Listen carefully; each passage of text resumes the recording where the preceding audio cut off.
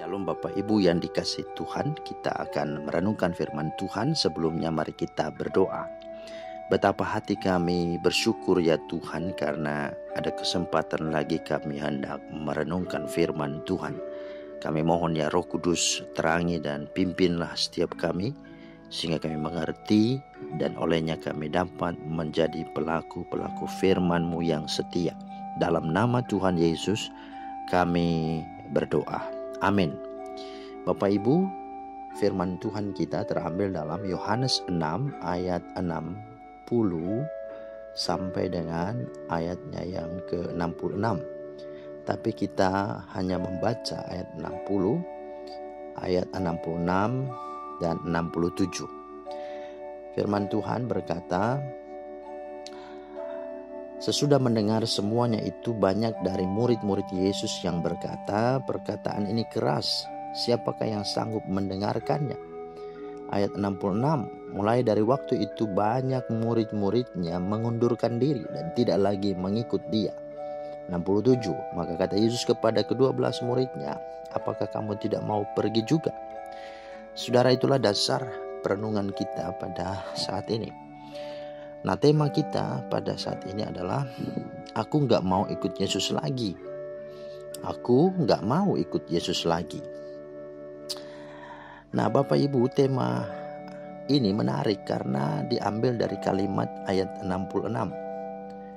Mulai dari waktu itu banyak murid-muridnya mengundurkan diri dan tidak lagi mengikut dia.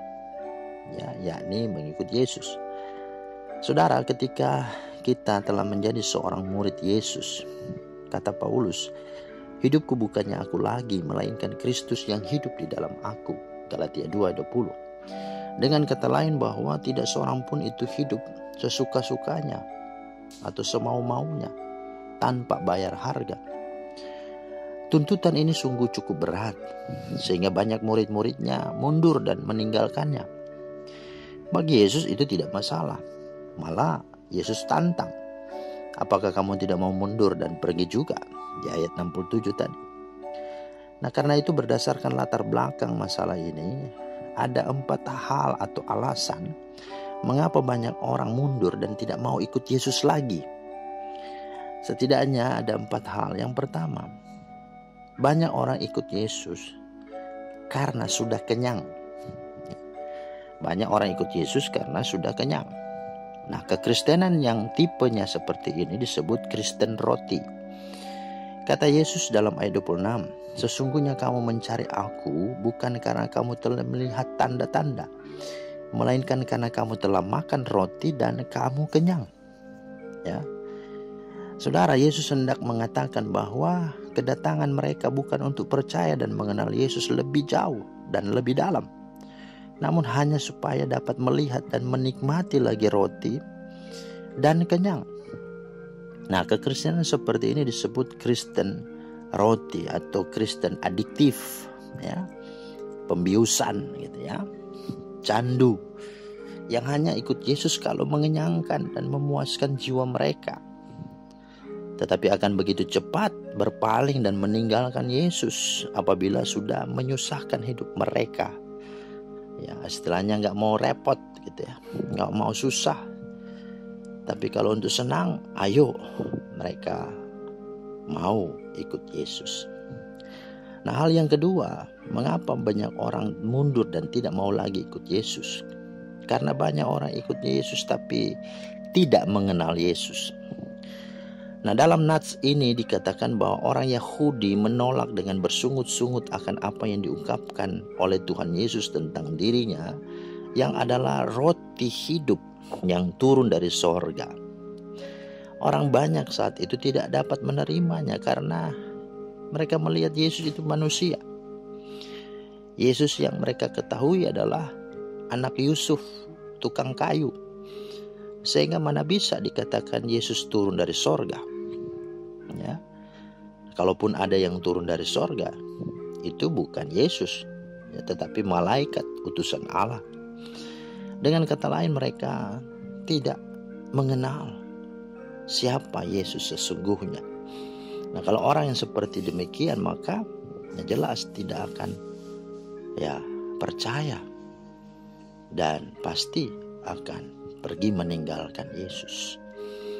Nah, hal yang ketiga, banyak orang tidak mau ikut Yesus lagi karena terbawa perasaan atau yang disebut dengan baperan. Perhatikan, sesudah mendengar semuanya itu, banyak dari murid-murid Yesus yang berkata, perkataan ini keras, siapakah yang sanggup mendengarkannya? Ayat 52. Nah, saudara, ini orang-orang yang tidak siap mendengar sebuah pengajaran atau perkataan yang begitu keras, begitu tegas, berkaitan dengan hal-hal yang penting dan prinsip. Nah, saudara, selama hidup kita, berapa kalikah kita mendengar khotbah yang begitu keras dan tegas, sampai-sampai kita mungkin tertegur, atau bahkan sampai-sampai kita tidak mau datang lagi beribadah. Nah, bagaimana perasaan kita jika ada hamba Tuhan yang mengkritik dan menegur kita dengan keras, walaupun setelah itu kita renungkan memang perkataannya itu benar adanya. Mari, apalagi saat-saat seperti ini, orang mau mendengarkan berita-berita yang menyenangkan dan mengenakan telinga, tapi tidak mau mendengarkan hal-hal yang bersifat pengajaran, sehingga banyak orang tertipu dan akhirnya kecewa dengan gereja atau dengan hamba Tuhan. Itu sebabnya pentingnya kita belajar untuk menerima hal-hal yang keras dan tegas di dalam firman Tuhan. Nah, yang keempat, mengapa banyak orang mundur dan tidak mau ikut Yesus lagi? Karena banyak orang ikut Yesus tetapi tidak mau rugi atau tidak mau kehilangan kenyamanannya. Sama seperti perikop tentang hal mengikut Yesus dalam Lukas 9 ayat 57 sampai 62. Setelah Yesus selesai menyampaikan bagaimana seseorang harus hidup mengikut Yesus dengan penyangkalan diri dan komitmen tinggi, Yesus berkata, anak manusia tidak punya tempat untuk meletakkan kepalanya. Langsung seketika itu mereka turun. Artinya mereka sungguh-sungguh kecewa, mungkin mereka menjadi orang yang kaget, langsung down gitu ya, dan buat alasan. Ada beberapa alasan. Yang pertama, kata mereka, izinkanlah aku pergi dahulu menguburkan bapakku, ayat 59. Yang kedua, izinkanlah aku pamitan dahulu dengan keluargaku. Jadi ada banyak alasan. Kenapa? Karena tadi tidak mau kehilangan dan tidak mau rugi. Itu juga disampaikan dalam kisah orang muda yang kaya, yang saleh, tapi sayang dia tidak mau melepaskan zona nyamannya. Ingat, waktu dia datang kepada Yesus, dia berkata dia sudah melakukan semuanya sejak kecil. Kemudian Yesus menantangnya, kalau engkau hendak sempurna, pergilah jualah segala kekayaanmu, hartamu, dan bagi-bagikanlah itu kepada orang miskin, dan ikutlah aku. Tetapi apa yang terjadi? Ketika dia mendengar itu, maka sedihlah hatinya. Kenapa? Karena banyaklah hartanya. Saudara, maka ini menjadi hal yang membuat orang tidak siap dan akhirnya mundur untuk mengikut Yesus. Maka sebagai kesimpulan dan sikap kita untuk menjadi murid-murid Yesus, bukan tidak diperlukan orang yang mampu, bukan tidak diperlukan orang yang cerdas, orang yang berpendidikan ataupun kaya. Namun yang terutama yang dicari adalah orang-orang yang setia. Sifat kesetiaan inilah yang menjadi tanda seorang itu adalah murid Yesus.